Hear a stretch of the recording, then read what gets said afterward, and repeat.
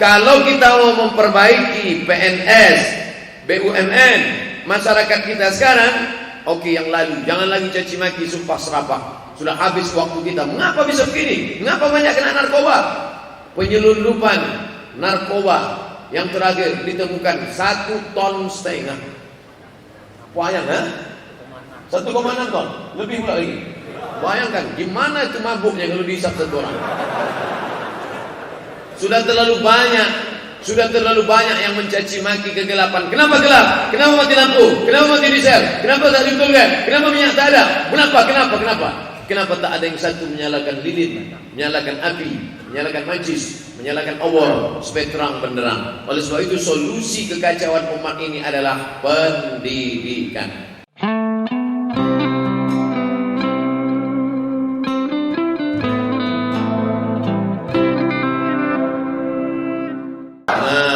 Lagi-lagi apa? Kata kuncinya adalah pendidikan.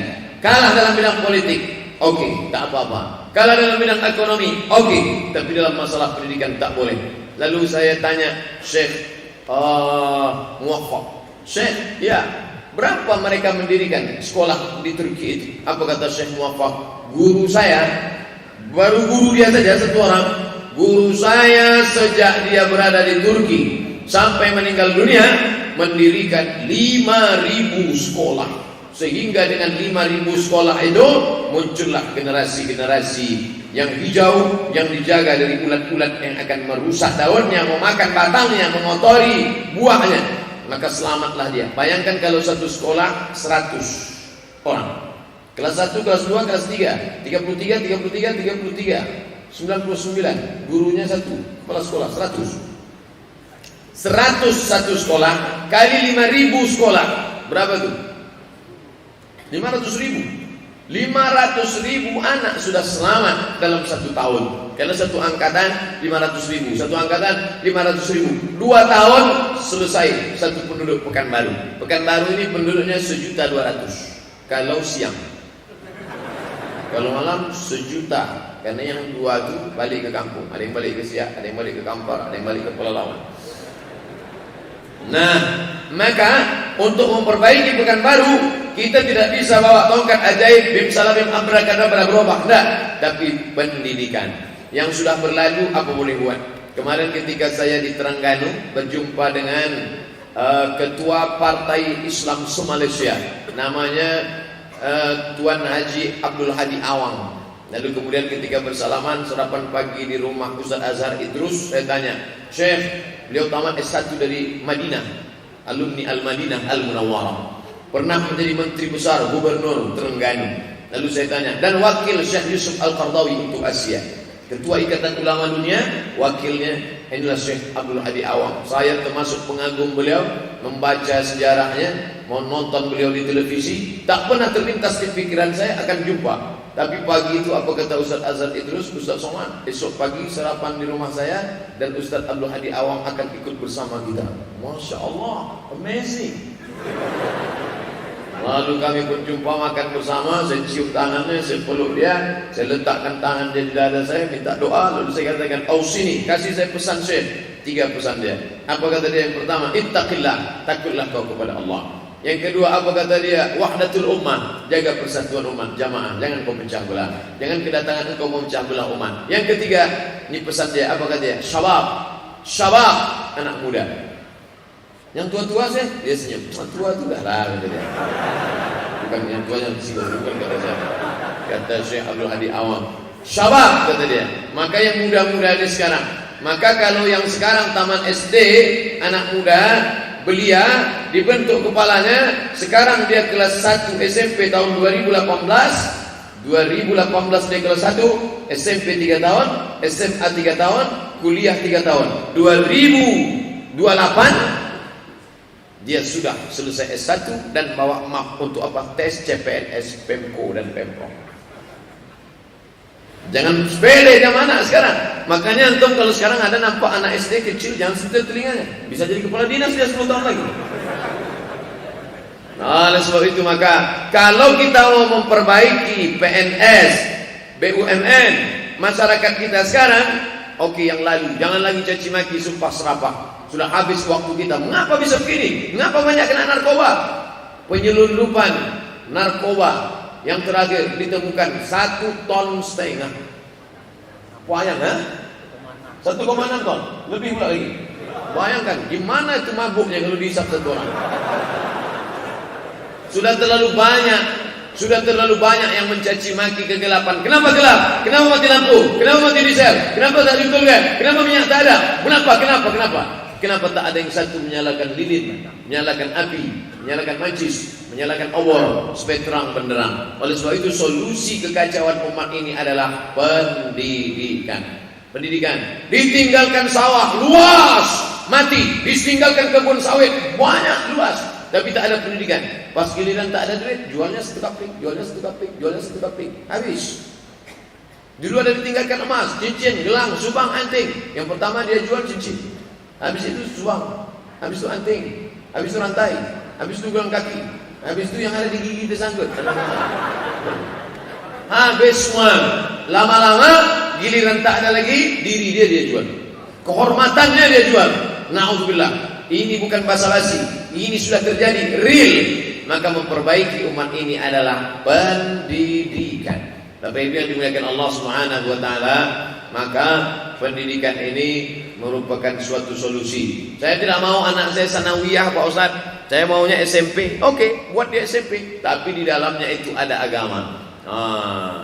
Sekarang tahun ajaran baru, anak saya belum pula SMP.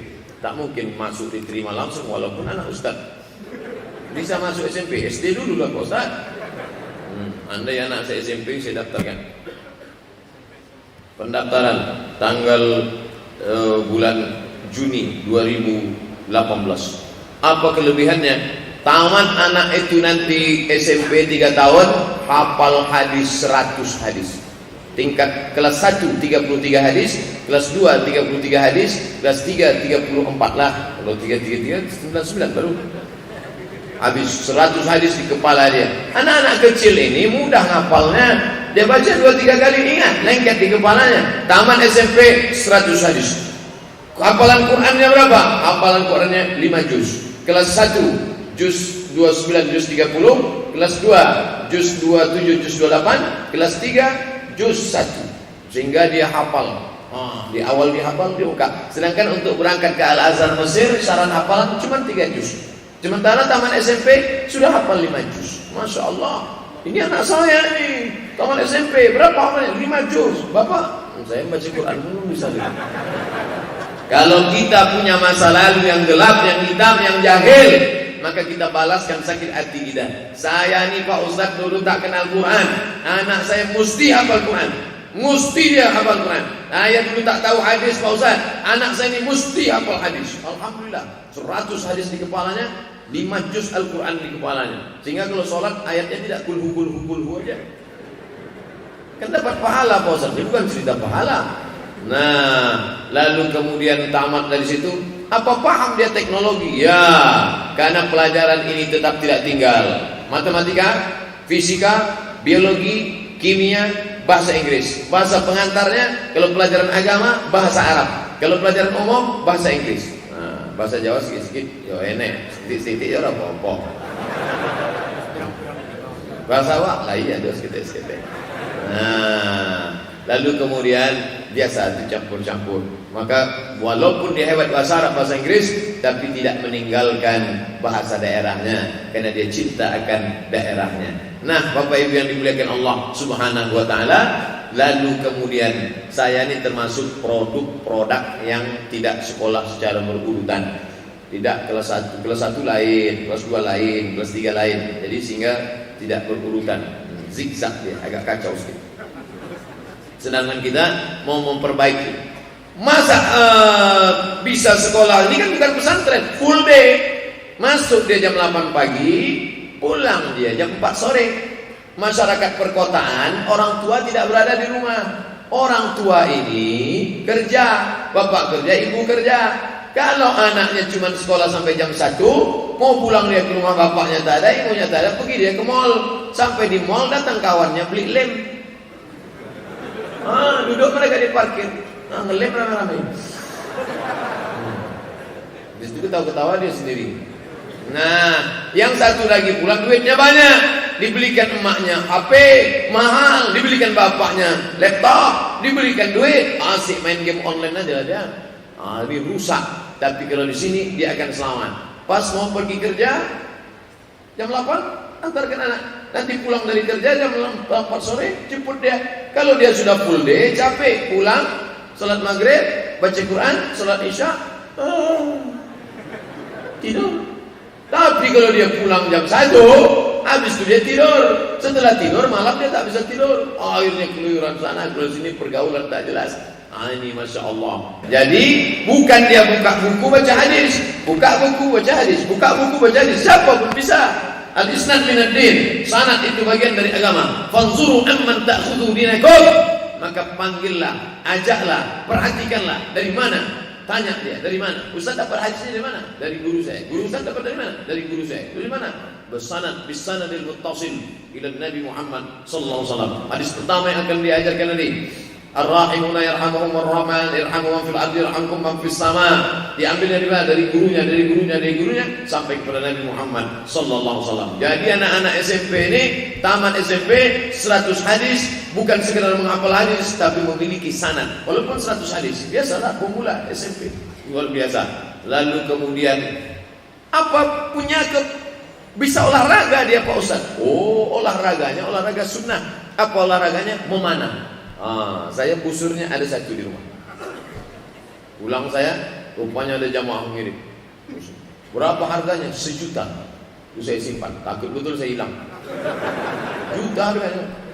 Belum pernah saya pakai lagi, agak-agak. Sudah. Nanti olahraga mana? Kemudian berenang. Alimu auladakum as-sibahah war rimayah. Ajarkan anak-anak kamu berenang dan memanah. Aneh bin ajaib, negeri muslim terbesar di dunia, jamaah haji terbanyak di dunia, orang Islam terbanyak di dunia, tapi olahraga memanah justru dari tetangga sebelah. Berkuda, memanah, berenang. Masya Allah, kita di luar ini payah, mau berenang mahal, 50.000, apalagi waterboom 100. Itu pun airnya, bayangkan orang yang tak pernah mandi wajib mandi situ. Berbisul, berkurap, mandi situ. Yang tak mandi seminggu, mandi juga situ. Oh, yang tak sunat, mandi juga situ.